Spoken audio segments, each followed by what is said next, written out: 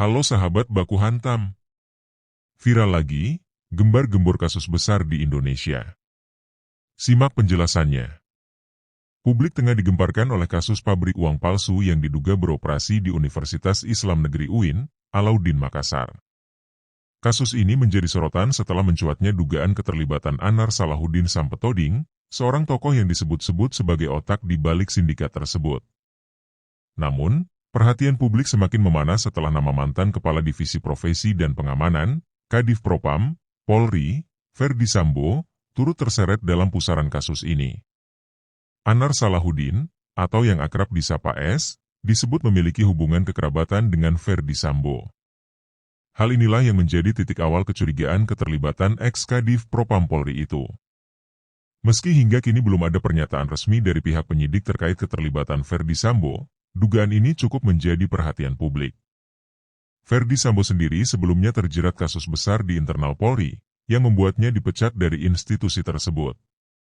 Kasus ini bermula ketika pihak kepolisian Makassar menemukan sejumlah barang bukti berupa alat cetak dan uang palsu yang diproduksi dalam skala besar. Lokasi pabrik ditemukan di salah satu fasilitas kampus UIN Alauddin, yang membuat pihak universitas turut diperiksa. Operasi penangkapan ini dilakukan berdasarkan laporan dari masyarakat yang mencurigai adanya aktivitas mencurigakan di area tersebut. Anar Salahuddin diduga menjadi tokoh kunci dalam pengelolaan sindikat ini. Berdasarkan keterangan saksi dan hasil penyelidikan awal, Anar memiliki jaringan luas yang mencakup berbagai kalangan, termasuk oknum aparat penegak hukum. Hal ini membuat kasus semakin rumit untuk diungkap sepenuhnya. Kecurigaan terhadap Ferdy Sambo muncul setelah ditemukan dokumen-dokumen tertentu yang mengaitkan namanya dengan operasi sindikat tersebut. Selain itu, hubungan kekerabatan antara Sambo dan Anar menjadi dasar kuat bagi para penyidik untuk mendalami keterlibatan mantan perwira tinggi Polri itu. Namun, hingga kini Ferdy Sambo belum memberikan pernyataan resmi terkait kasus ini. Berita ini memicu berbagai spekulasi dari masyarakat dan pengamat hukum.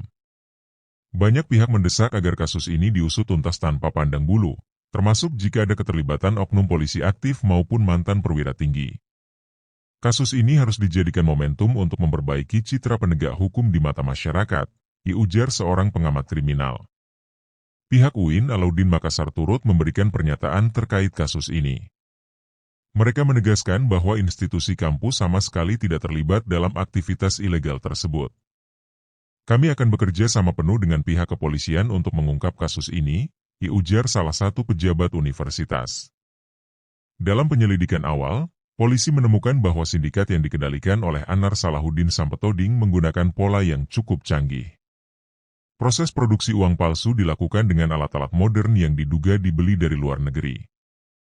Uang palsu ini didistribusikan ke beberapa kota besar di Indonesia, termasuk Jakarta, Surabaya, dan Makassar. Jaringan sindikat ini diduga melibatkan beberapa pihak yang memiliki akses luas, termasuk oknum-oknum aparat keamanan. Penempatan lokasi produksi di salah satu fasilitas kampus UIN Alauddin Makassar menjadi tanda tanya besar. Menurut keterangan penyidik, pelaku memilih lokasi ini untuk menghindari kecurigaan, mengingat kampus biasanya dianggap sebagai area yang relatif aman dari perhatian publik. Namun, pihak universitas membantah keras adanya keterlibatan institusi atau staf kampus dalam aktivitas ilegal tersebut. Dalam penggerbekan yang dilakukan polisi, ditemukan barang bukti berupa alat cetak, tinta khusus, serta lembaran uang palsu dengan nominal mencapai miliaran rupiah. Selain itu, sejumlah dokumen yang mengindikasikan aliran dana mencurigakan turut diamankan. Penemuan ini memperkuat dugaan bahwa sindikat ini telah beroperasi selama beberapa waktu sebelum akhirnya terbongkar. Keterlibatan Ferdy Sambo dalam kasus ini belum dapat dipastikan secara hukum, tetapi hubungan kekerabatannya dengan Anar Salahuddin menjadi salah satu petunjuk penting dalam penyelidikan. Berdasarkan data yang diperoleh, Ferdy Sambo disebut memiliki hubungan keluarga jauh dengan Anar, meskipun tidak diketahui seberapa erat kedekatan mereka dalam kehidupan sehari-hari. Polisi kini tengah menelusuri aliran dana dari kegiatan sindikat ini. Beberapa rekening bank yang diduga digunakan untuk transaksi ilegal telah dibekukan oleh pihak berwenang. Dalam pemeriksaan awal, ditemukan bahwa sebagian uang hasil produksi digunakan untuk membiayai berbagai aktivitas yang berpotensi melibatkan oknum penegak hukum. Selain nama Ferdy Sambo, Kasus ini juga menyeret beberapa oknum polisi aktif yang diduga membantu melindungi aktivitas sindikat. Keterlibatan mereka sedang dalam proses pendalaman oleh Divisi Profesi dan Pengamanan, Propam. Polri publik mendesak agar transparansi dijaga dalam proses penyelidikan, mengingat kasus ini dapat mencoreng integritas institusi Polri. Kapolri Jenderal Listio Sigit Prabowo menyatakan komitmennya untuk mengusut kasus ini hingga tuntas. Kami tidak akan memberikan toleransi kepada siapapun, termasuk oknum di internal Polri, yang terbukti terlibat, tegasnya. Langkah ini diambil sebagai bagian dari reformasi institusi Polri yang telah dicanangkan sebelumnya. Keluarga Ferdy Sambo hingga saat ini belum memberikan tanggapan resmi terkait dugaan keterlibatan mantan perwira tinggi Polri itu dalam kasus uang palsu. Namun, seorang pengacara yang pernah mewakili Ferdy Sambo dalam kasus sebelumnya menyatakan bahwa pihaknya siap memberikan klarifikasi jika diperlukan. Munculnya nama Ferdy Sambo dalam kasus ini memunculkan pertanyaan apakah ada hubungan antara kasus-kasus yang sebelumnya melibatkan dirinya dengan sindikat uang palsu ini. Sebelumnya, Ferdy Sambo telah menjadi sorotan nasional terkait kasus pembunuhan berencana yang melibatkan ajudannya, yang berujung pada pemecatan dirinya dari institusi Polri. Kini, dengan mencuatnya kasus ini, dugaan keterlibatannya kembali memunculkan perdebatan publik. Para pengamat menilai, pola kerja sindikat uang palsu ini menunjukkan keterampilan yang tidak bisa dianggap remeh.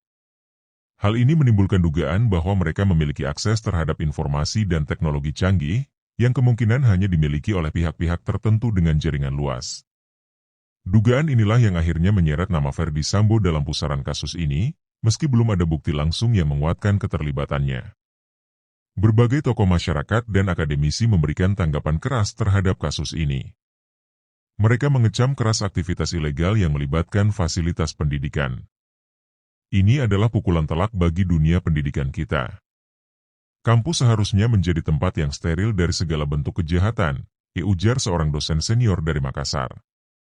Sebagian akademisi juga menyerukan agar pihak universitas memperketat pengawasan terhadap fasilitasnya. Mereka menilai bahwa pengawasan yang lemah dapat dimanfaatkan oleh pihak-pihak yang tidak bertanggung jawab untuk menjalankan kegiatan ilegal, seperti yang terjadi dalam kasus ini. Kasus sindikat uang palsu ini menjadi ujian besar bagi penegakan hukum di Indonesia.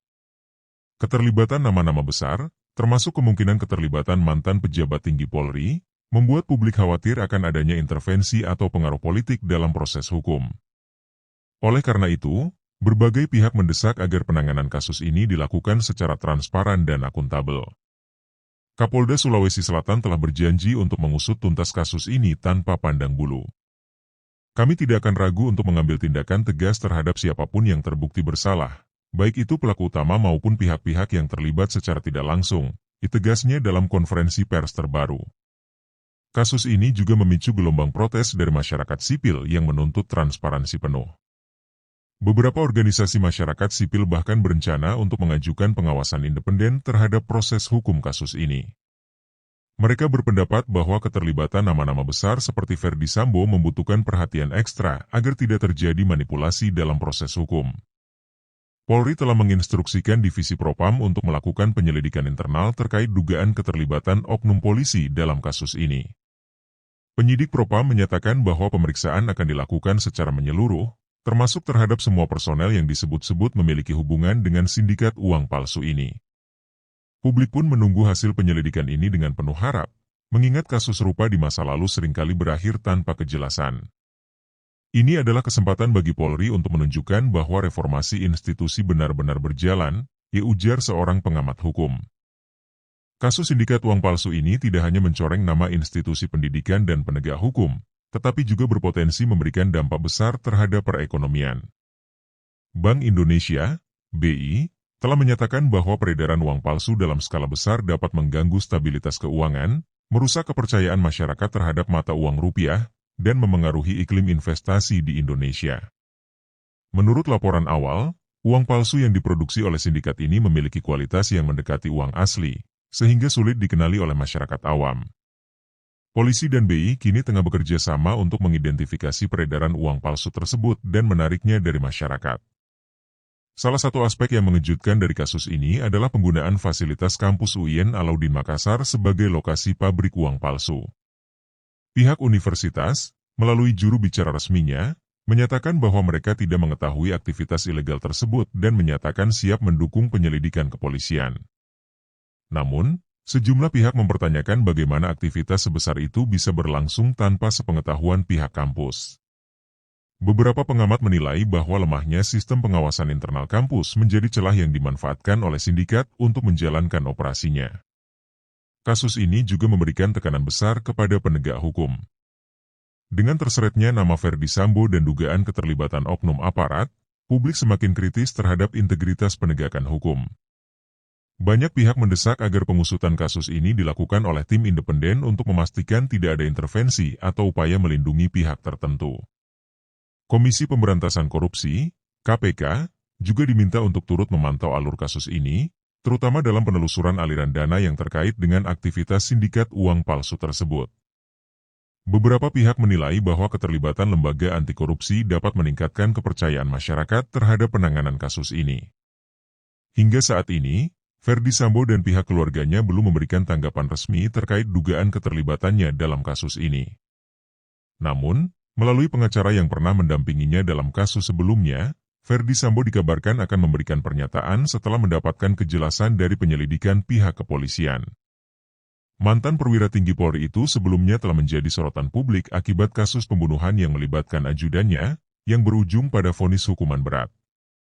Dengan munculnya kasus baru ini, posisi Ferdy Sambo semakin sulit di mata publik, meskipun keterlibatannya belum terbukti secara hukum. Di Makassar, kasus ini menjadi perbincangan hangat di berbagai lapisan masyarakat.